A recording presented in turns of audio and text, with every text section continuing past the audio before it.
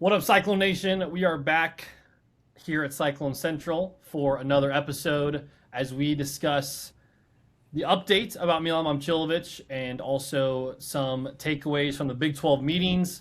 A little bit of the dead of the offseason here at Cyclone Central, but at the same time, a lot going on with the Milan Momcilovic situation. I'm here with my guy Owen from Top Tier Iowa State. Owen, how we doing? What's up, Cyclone Nation? Welcome to Cyclone Central. I'm Owen, aka Top Tier Iowa State, and welcome in. We're excited to be back in the studio here with you guys and to keep putting out some quality, reliable content, Owen. And the reason I say reliable is because we've had quite the experience through this whole Momcilovic sweepstakes through what is real, what is not, and what can you actually believe in the reports that are out there. So we're going to start by talking a little bit about that. Hopefully we don't have to react to anything live as we're recording this as we sit here on the 1st of June. So it's very interesting. I will say that I have never experienced a transfer portal like this with a specific player. Owen and I, you and I have been texting back and forth a little bit. It seems very odd compared to other situations that have happened. What are your initial takeaways before we get into what some of the reports have been out there? Yeah, so before we went live here, I just saw a post by shout out to at BB and Wonka, all things Kentucky on X says, is the Milan Momcilovic even real? Right, and that's coming from a Kentucky fan there. Yes. So that I mean, that's just the extent of things that it just shows how things are right now, the chaos, kind of where we're at with this entire situation.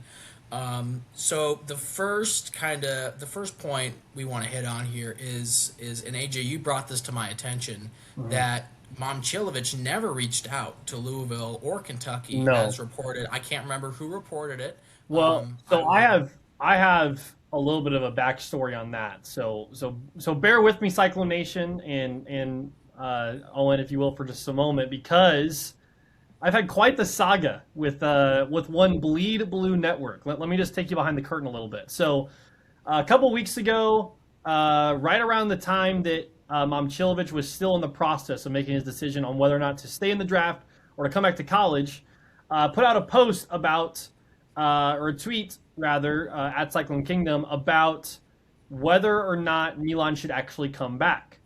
And once it was kind of clear that it seemed like he was leaning that way, I basically said, look, if he goes to Kentucky, it's for financial reasons. And we talked a little bit about that on the podcast. Well, I got lit up by a lot of Kentucky people, which more often than not are burners. Not Bleed Blue Network. They got in my kitchen a little bit and basically said, softest X account that's ever existed. You don't know what you're talking about. You think the internet's mean to you, blah, blah, blah. And so that was at least phase one of the saga. Well, phase two is what we've just experienced over the past couple of days because Owen, you mentioned that you weren't sure who what the name of the account was. It was one Dylan from Bleed Blue Network. He's actually the director of their scouting and their recruiting over there at Bleed Blue Network, and he put out a tweet that said that I'll admit to it. I fell for it. A lot of other people fell for it. It got over 500,000 views on X. That said Momcilovic has spoken to the Kentucky staff and the Louisville staff, and his decision will happen shortly. Not true. Never happened. And I should have known better. I posted the Tim Tebow I Promise speech a couple times on X. A lot of good will come out of this, guys. I will be better. You'll never see, that speech.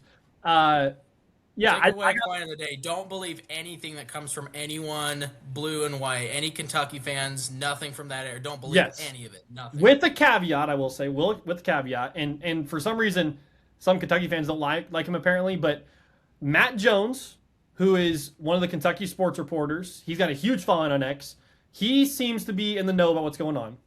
And then I actually want to shout out Jack Pilgrim real quick. Jack Pilgrim's been doing some great work over there for Kentucky as well. I can't remember who he writes for, but But he's been doing some great work over there as well. Those are the only two people in the Kentucky camp you should be listening to. Anybody else, including ones that have the little blue check mark, do not listen to them because they are providing false information that even us here at Cyclone Central, who provide you with reliable content, we even fell for that. So apologies for that, first of all. But second of all, watch out there. Yeah, so I guess let me rephrase myself. Don't believe anything you see from Kentucky fans or burners. Only believe what you see from their media reporters and journalists. I guess Correct. that would be more accurate of me to say there. Correct. So never reached out to Louisville or Kentucky. And there's a lot of sources, AJ, as you said, reliable sources, not just from Kentucky, but Louisville and all across the college basketball media realm, now calling it a toss-up. This is a Yes. wild card toss-up kind of situation here where Yes. no one really knows. And like we talked about on the last pod, there could be a lot of other teams after him that we just haven't heard about. And Milan Momcilovic and his friend Eli told us that it's where he's going to go where he thinks he'll fit in best, and it's not a money based decision. Obviously he knows he's going to get paid well, but where is he going to go where he can have the most success his senior year, and maintain a decent draft stock, if not make it a little higher. I think the downside is a lot more likely to happen.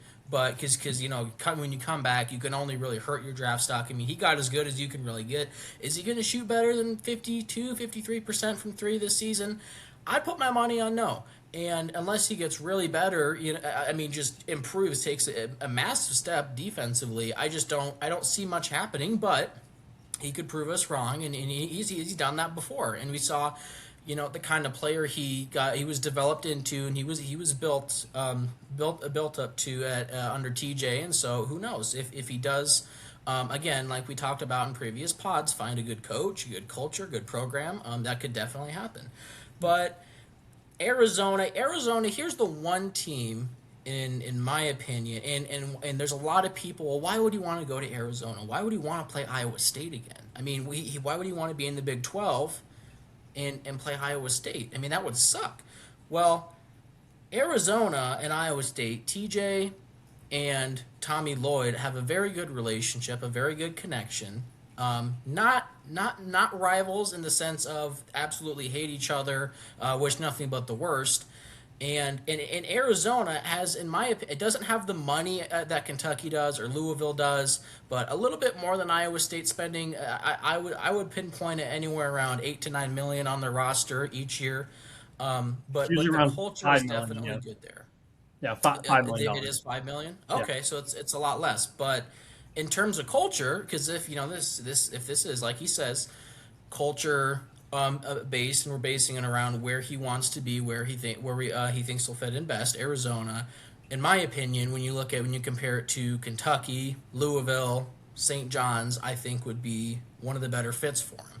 Mm-hmm. That being said, there is still that factor of would he want to play his old team again? How would that be? What is the current?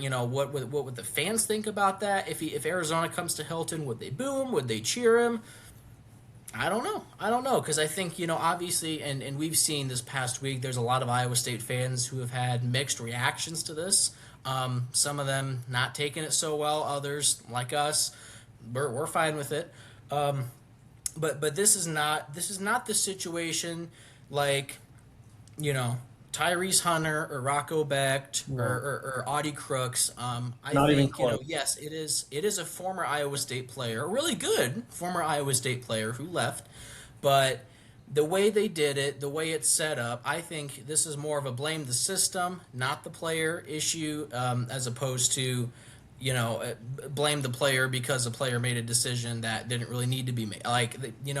And I want to talk about, I just want to reflect back on last year and how much last year had an impact, in my opinion, especially in the postseason, impacted Milan Momcilovic, especially in the tournament. You look at the tournament, and there's been some questions. I've seen some people talk, it would, if Iowa State, if Josh Jefferson didn't get injured, if he didn't, roll his ankle, Iowa State probably would have beaten Tennessee.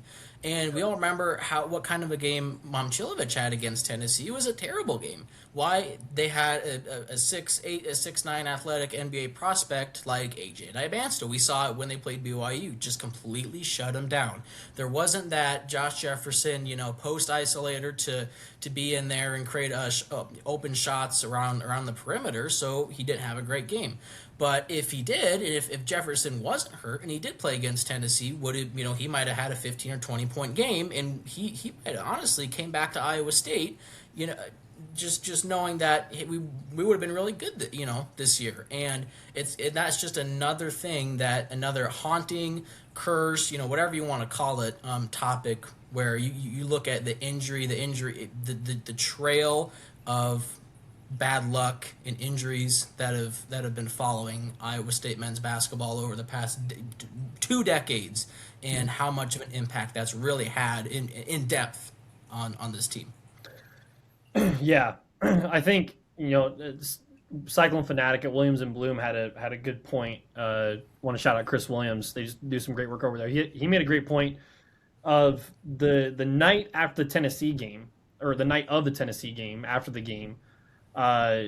Chris Williams and George Yang were actually on the phone, and Yang was talking about the fact that Milan needs to get in the gym this summer and figure out how to play with that kind of physicality, because he was basically, like you said, taken out of the game.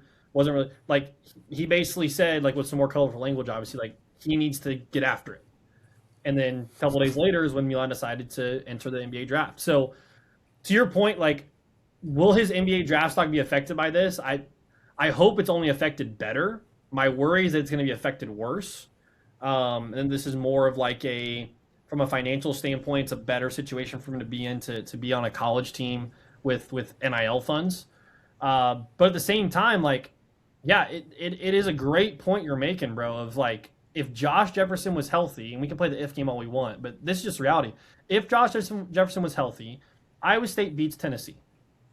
And when Iowa State beats Tennessee, they're going to give Michigan at least a good game. I'm not going to. Michigan was a really good team. I'm not going to say, but they matched up better than most other teams did in the tournament. And I know that sounds kind of dumb to say because Michigan just monkey stomped everybody, but Joshua Jefferson was a top 10 player in America. I think people forget that. He was a unanimous second team All American. And Williams and Bloom also made this point of like, if they make the Elite Eight, even if they lose that game, Milan's coming back. He's coming back to Iowa State. He's not like, thinking, this, that, or the other. He would be coming back to Iowa State if not for that injury. Because the injury happens, chain reaction happens. Yeah.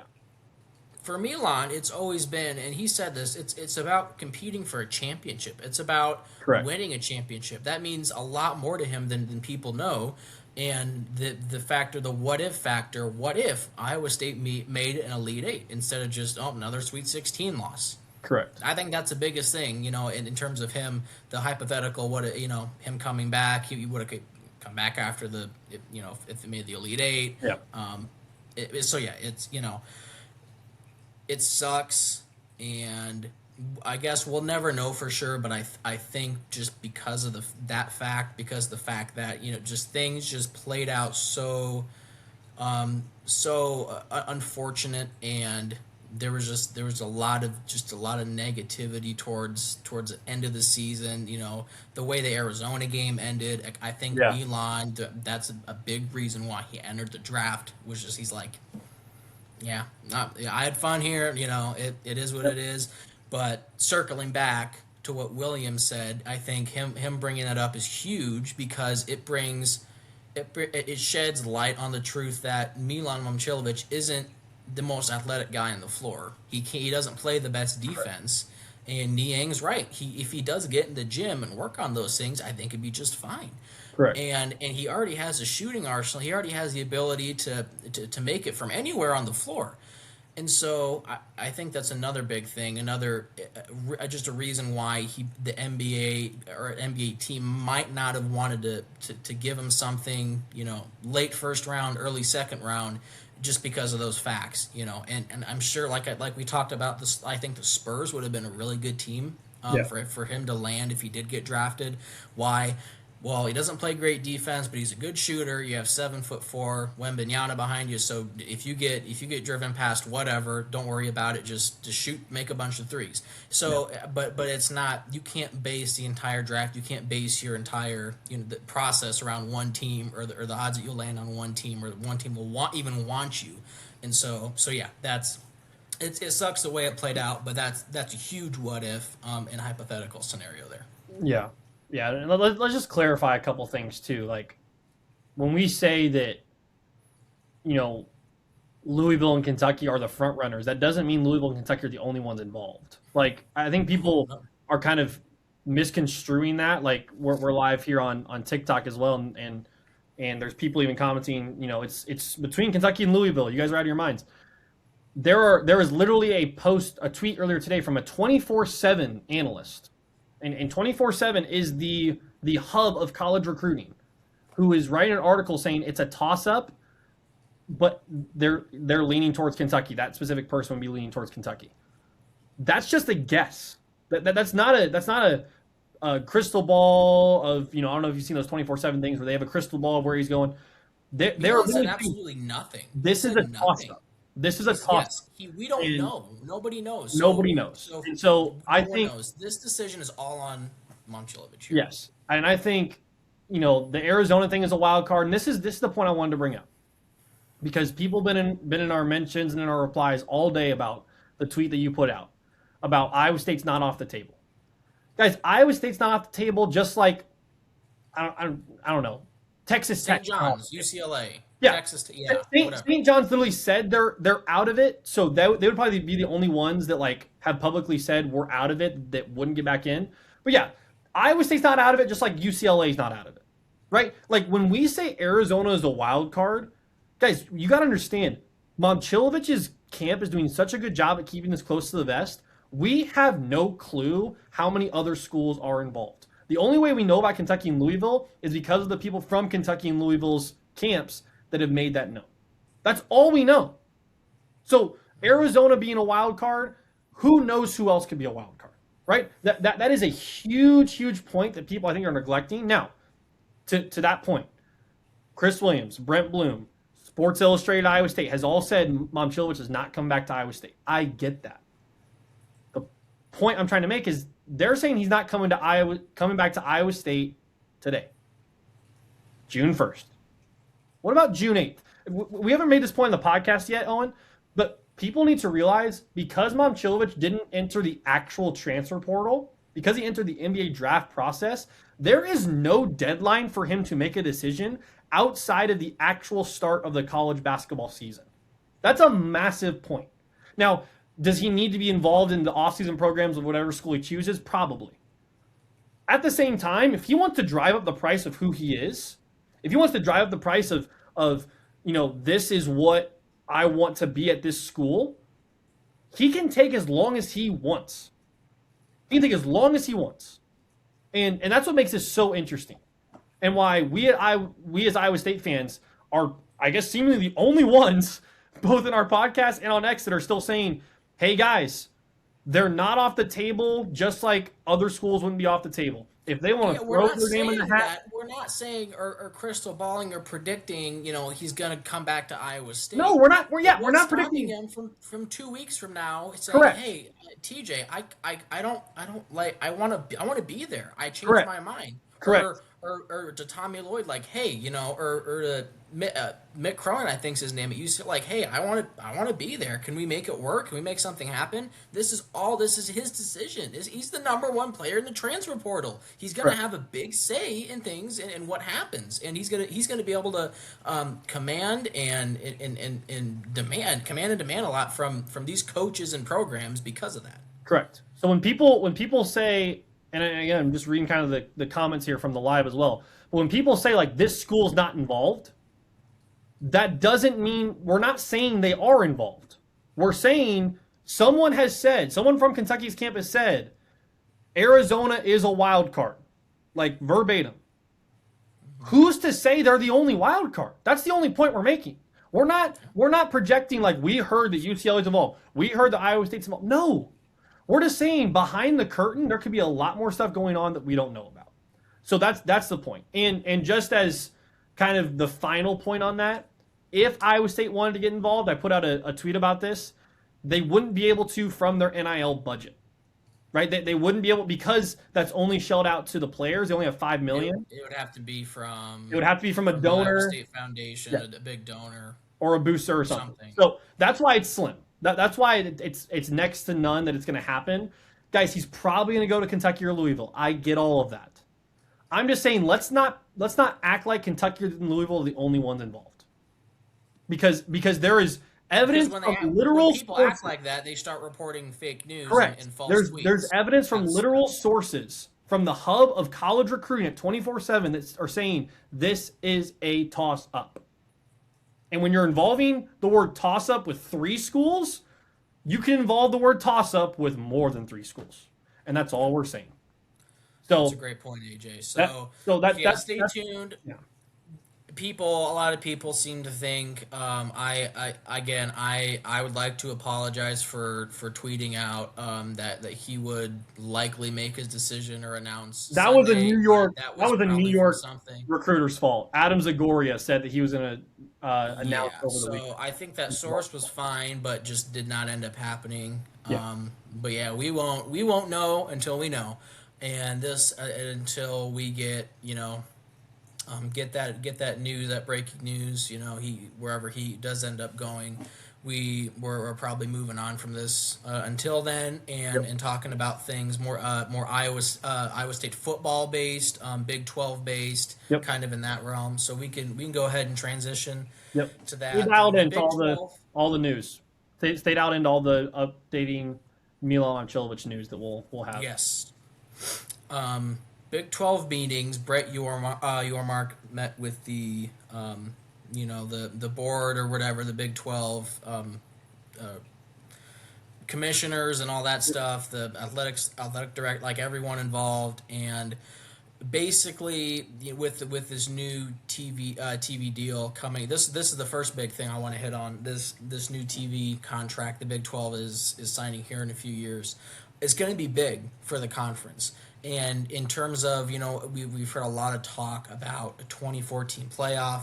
We've heard a lot of talk about conference, realignment and stuff and everything. I think we need to take a step back and just remember 5 years ago, we still had the Pac-12.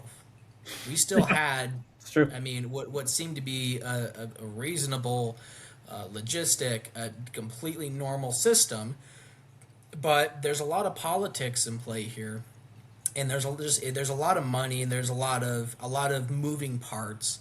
And I think when you look at revenue, all right, the Big Ten and the SEC. Well, we generate the most revenue. We have the best deals. We have all the big brands, and the number one thing, because I do think there will be a legal side of things. There will be things passed through Congress and bills signed, and all that stuff. I think the legal side of things will eventually fall into place. But purely in terms of revenue talk, revenue sharing, the Big 12 has to start winning in the playoff. Yeah. I'm not gonna. It needs to start winning. The Big That's a 12 is huge 0-2 in the 12-team playoff, and that can't go on. Yeah.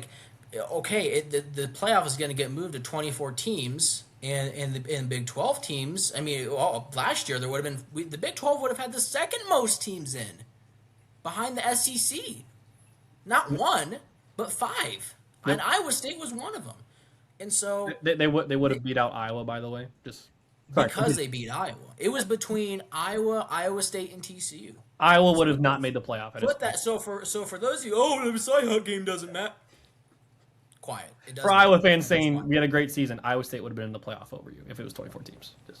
But no, well, Iowa would have been, because you know why? They almost beat playoff teams, so we got to put them in. Because I forgot almost as a category. Thank you. 7-5 Florida. Yep. They had one ranked win, and they competed. They competed with ranked teams. So they almost won, dude. They almost won. That's kind of won. So you know what? They're the equivalent of the second best Big 12 team. Yeah. You know. Anyways, like I was saying, the Big 12, it has all the gears, it has all the momentum working for it, as well as the ACC. People thought the ACC was going to fall apart, and it looks like it won't as of right now. I would say it's in a projected a much better spot than a year or 2 years ago, especially with Miami. It's solely because of Miami making that championship run, and so Yeah. when the Big 12 has its shot, when the Big 12 has its opportunity to prove it's okay, we are a legitimately, we are, worthy of contention, worthy of playoff spots, they need to show it. Texas Tech can't get shut out by Oregon in the play. They just can't happen. Right. And you look at the situation they're heading into with this year with Brennan Sorsby and he, the gambling. He's not going to play. He's just not. That's not going to happen. NCAA won't let it happen. So that's you can forget about that. Texas Tech's, I mean, even with Brennan Sorsby, I was still a little. It was questionable. Okay, they have a good quarterback now, but prove it. Right. And so I think that's the biggest thing because the Big 12, I believe, and correct me if I'm wrong, was 7-1 against the SEC, or no, 7-1, sorry, against the ACC, and 4-3 against the Big Ten last year. I believe they were 1-3 against the SEC, but a combined 11-4 against the ACC and Big Ten. So clearly, we can compete. The Big 12 can compete with these other conferences, but just do it when it matters. All right? Because the regular season is now diminished. It's now devalued. It's not going to matter as much.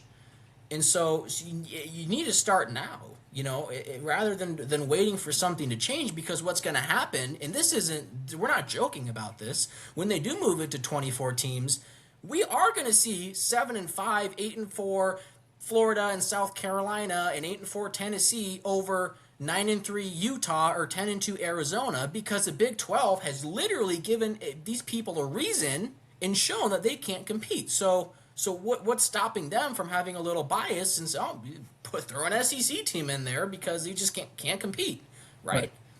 Right. And that's the biggest thing.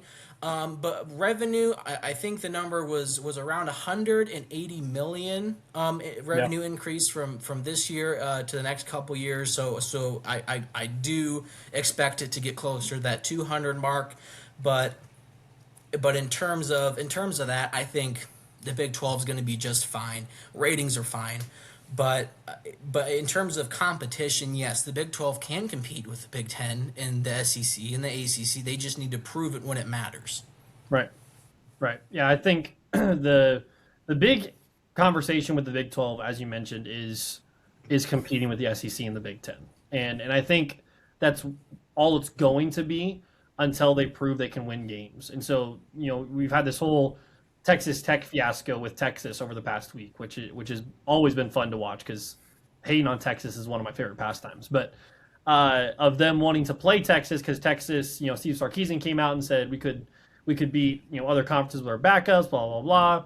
By the way, they couldn't. Iowa State shut them out one time. But the fact losing record in Big 12 play. Yeah, losing record in the Big 12. I mean, Texas is a whole other animal. We'll have to do a podcast on them at some point. But the big backlash Texas Tech is getting is you scored 0 points in the playoff, and that's a fair retort. That's a fair counter argument. You can't argue it. We're not going to sit here. You can't stick out your chest and say you guys and be like, well, they were injured and whatever. No, we're not.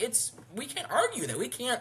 When Tech goes and scores 0 points in the playoff, we have nothing to. We can't defend them anymore. We can't. Yeah. It sucks, but we have nothing to show for, to stand by. Yeah. Yeah, so that's what will be interesting to me is seeing how the Texas Techs do, how the BYUs do, how these top tier Big 12 teams do, even in a couple years, how Iowa State does. Hoping that Jimmy Rogers kind of gets them back in contention for the Big 12, because that's all people are going to care about. Big 12 basketball is in a good spot. They're the powerhouse conference in college Yeah. basketball. I know. Basketball's fine. I Yeah, know I mean, Michigan just won the national championship, and UConn this, that's the UConn second that. time the Big Ten's won the national championship Correct. this century. So Correct. chill So out. the Big All right. 12 is not Big 12 basketball is not the issue. Big 12 football is the crux of the issue. And so I think Yeah. Mhm. this whole conversation they're having about, just the 10 conference games and whether or not this is going to be, you know, a major thing that the Big 12 starts to go through. I Well, don't not just want. in football, but in basketball as Right, well. and in basketball Moving, too. Right, in basketball too. But moving it the up. bigger issue for me would be football because if you go to 10 conference games, what does that mean for the Cyhawk game? What does that mean for Texas Tech, Texas? What does that mean for Texas A&M and Texas Tech? Like, what does that mean for Kansas State and an SEC school or a Big Ten? Like, it creates a lot of murky waters, right? You can think about Nebraska and all the rivalries they've had with Big 12 teams, before they moved to the Big 10. Like, it creates just an unpleasant conversation I think people don't really want to have. So I'll be very interested to see how the Big 12 goes through this. I will say this, Brett Yormark has been awesome. I think he's a great commissioner for our league. He's really put the Big 12 front and center in a lot of places. I think Big 12 basketball, outside of the actual coaches and players doing the actual work of winning the games and going to Final Fours and stuff, Yormark has been the main kind of talking head that's gotten the Big 12 in these buildings. I mean, just look at the Players Era tournament every Thanksgiving now. Like, it's got Big 12 powerhouses all over the place. And there's a reason the Big 12 is talked about as the best conference in college basketball. We're not just making things up or sticking out our chest. We're literally saying this is who the Big 12 is. So from a revenue standpoint, as you mentioned, that I think is going to be another interesting conversation to have because you're never going to be able to compete with the SEC and Big Ten's money, but can you get close? And that's what I think the Big 12 is attempting to do. My worry with that is how close will they try to get, and what will the cost be, or what will the downside be of doing that? Because the only way to do that is to cut things out.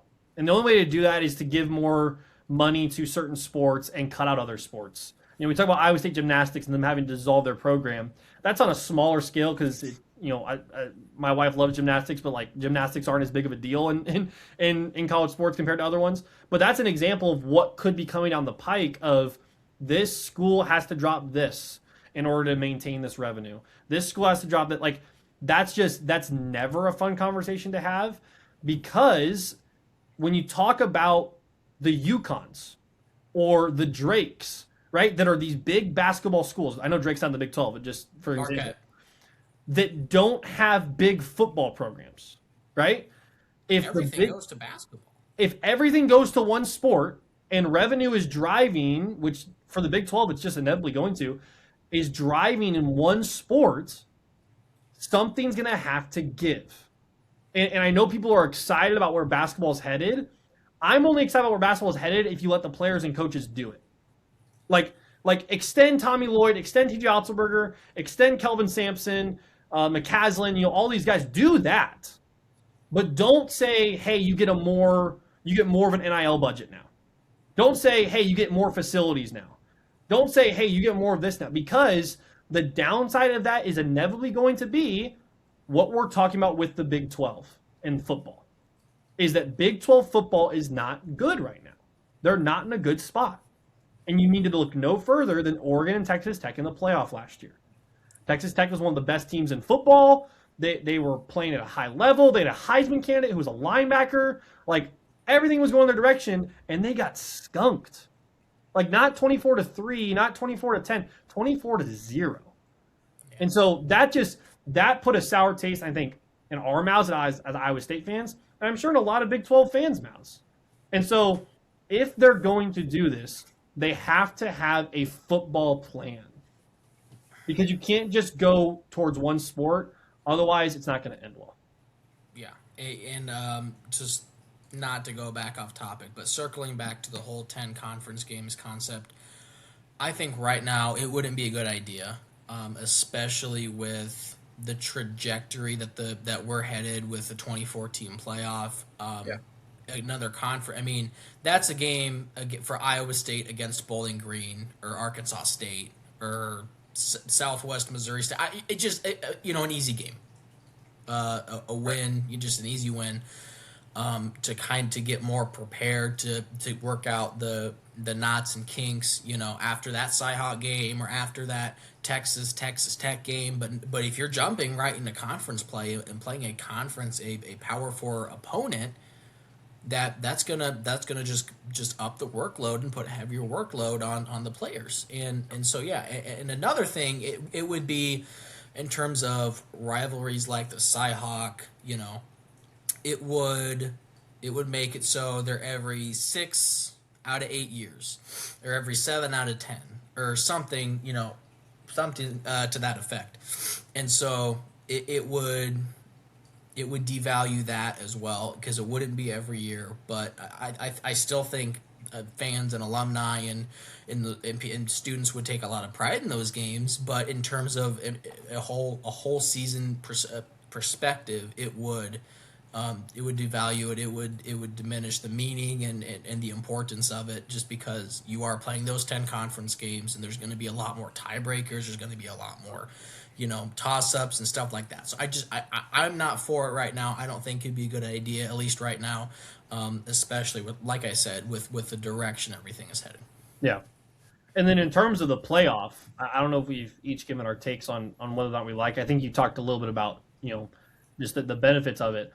I think it's great for the Big 12 because of what we just mentioned, right? If they want to make ground in football, what better way than to have, I mean, at least two or three teams from your conference in, right? I know the SEC is going to try to get as many teams in as possible for that 2014 playoff. They're not going to be able to, right? You're inevitably going to have a conference champion from the Big 12, a runner-up from the Big 12, another 9-3 team from the Big 12. Like, let's not act like that the Big 12 is not going to have opportunities down the road from this. And that's what I hope the 2014 playoff turns into, similar to the March Madness expansion, right? Is, will you allow, and this is going to sound mean to the Big 12 football, but will you allow the little guys to have a shot, right? Will you allow a Texas Tech to play an Alabama, right? Will you That's going allow, to come down to if they can win. If correct, like, The will you give them Texas a, Techs and the Arizona States can win. right? Will you give them a chance to do that? Because the counter argument from people will be, oh, well, they've already been given a chance. Well, sort of. They've been given a chance in the sense of a Big 12 team has made it. What about when two or three make it? What if one of those three makes it through the first round, right? Then it becomes an interesting conversation where it's like, you've won a playoff game. And I think we've lost the plot a little bit. Like, winning a college football playoff game is huge nowadays. It's huge. Unless you're Penn State and you fire your coach. But like, for a lot of other teams, it's huge. It's a Yeah. huge step forward. And I think the reason I'm for it as well is, as an Iowa State fan, if you go 8-4 and you have good wins against the top Big 12 teams, and your non-conference schedule includes a win over Iowa, that could mean a lot for a 2014 playoff. It just could. Yeah. And all I want is a chance. Like, all I want is a shot. And I think when And you think about mid majors in the NCAA tournament as well, that's all they want. And so my fear is that both March Madness expansion and college football playoff expansion is going to allow 17 and 16 Auburn into the NCAA tournament. It's going to allow, 7-5 Mississippi State into the college football playoff. And that's when it's just college sports are dead. If we ever get to that point, we no longer have college sports. We have the SEC at large, right? Or we have, might as well let's just let everyone in at that point, correct. right? Or let the SEC and Big Ten go do it on their own, which is what Jamie Pollard said a couple weeks ago. Which, Yeah. if we get to that point, I know that'd be really, like, fun for us to talk about. Like, yeah, we're bigger than the SEC and Big Ten. We're also losing a lot of teams if that happens, and we're losing a lot of what, just frankly, college sports is all about. So it would not be a happy medium. It would be the dark side. it would be Yeah. it would be Anakin Skywalker becoming Darth Vader. Like, it would be this, like, college sports doesn't exist anymore. It's semi-pro. It's the Premier League. Like, it's no longer what we once thought it was, and that's my fear. And that's where I think it potentially could be headed if the Big 12 and other Power Four conferences don't start stepping up. Yeah. And we're not saying we like the idea of a 2014 playoff. I actually think an 18 playoff would be reasonable. I like the idea of Yep. an 18 playoff or Yep. even a 16 in terms of a limit, in terms of a cap. I think 16 is like no higher than that, Right. right? But in terms of like opportunities and for the sake and the good of the conference, I don't have a choice, because if I said no, I don't want it, I don't want the Big 12 to be relevant. Basically, is what I'm saying there. Right. And so we are in support of it, because of the fact again that it would provide those opportunities for the 2 or 3, maybe even 4 Big 12 teams who got in, and if they could rack up a year or two of wins, 2 or 3 wins in the playoffs would be a lot more respected and would be a lot more it would be taken more seriously. Would be like, hey, the Big 12, they're legitimate now. They're competing. We can't just 2 teams in and we'll have some bias with the SEC and Big 10. No, we got to give them a reason to put us in. Yep. Yep. So it'll be interesting conversations down the road. I want to be excited for it. I'm just very wary because the NCAA has messed up so many things, and I'm worried they're going to mess up this as well. Speaking of that, the Brendan Sorsby situation I think will be interesting. It's on its kind of final legs. I figure we at least touch on this at the end just because it's also Big 12 related. Yeah. But that's a very, very key situation and circumstance that needs to be resolved the right way, or a lot of Iowa State and Iowa fans are going to be unhappy and file lawsuits. Because Yep. if you think about it, like that whole gambling situation that happened in 2022, 2023, right? Yep. Like it completely changed the game of college sports. And the fact that Brendan Sorsby, frankly, the fact that this is still even a case is disappointing because he should never play college football again. And frankly, if he wants to go to the NFL draft, I'd be surprised if a team even took him in. Can you imagine? Can you imagine the types of questions he'd have to be asked in that NFL meeting? Right?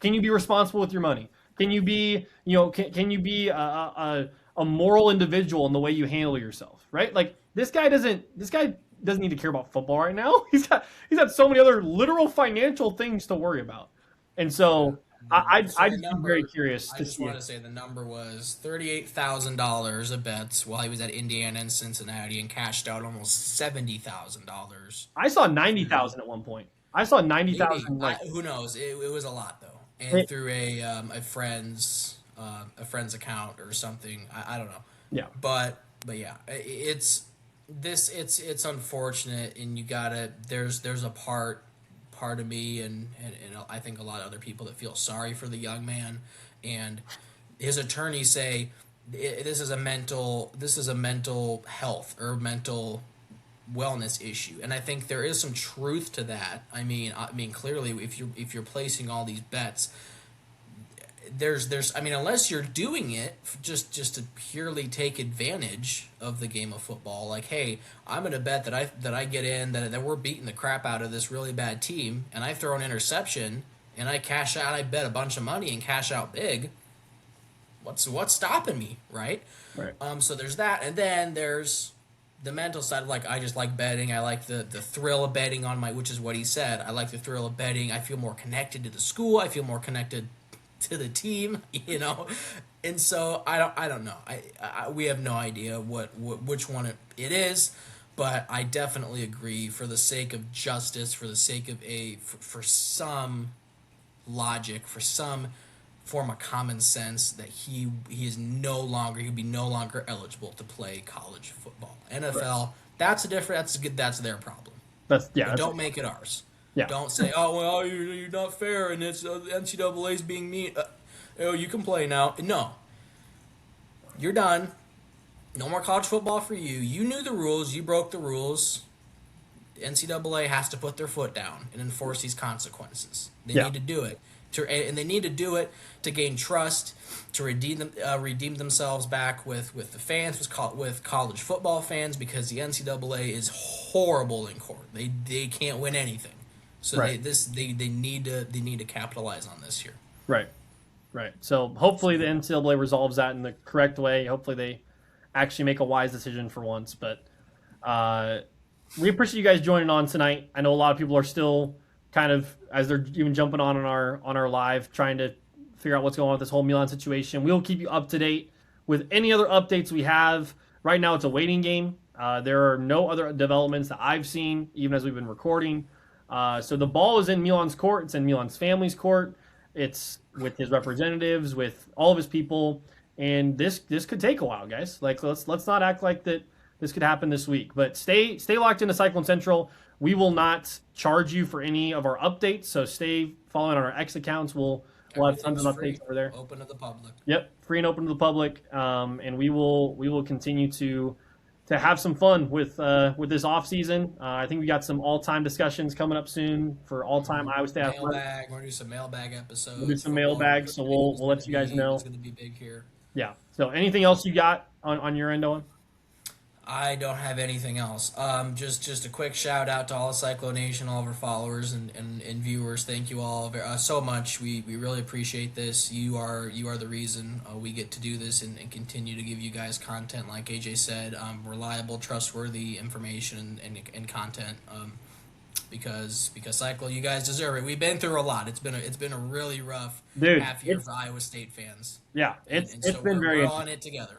Yeah, it's been very interesting, but the feedback's been awesome so far. We appreciate you guys more than you know, and yeah, we'll keep you guys updated on everything Milan Momcilovic related, Iowa State sports related, any other developments from anything relating to the Big 12. We will keep you guys dialed in. But until then, he's Owen over at Top Tier Iowa State. I'm AJ from Cyclone Kingdom. We are also on X and on YouTube. Want to make sure I shout that out. Subscribe on YouTube. Follow us on TikTok. On X. I'm sure we'll be on other social medias in the future, but those are the ones right now. And I think we're going to be on Spotify and Apple Podcasts here soon as well. So keep us posted on any different things you guys are hearing as well. But until then, we love you guys. Roll clones. Roll clones.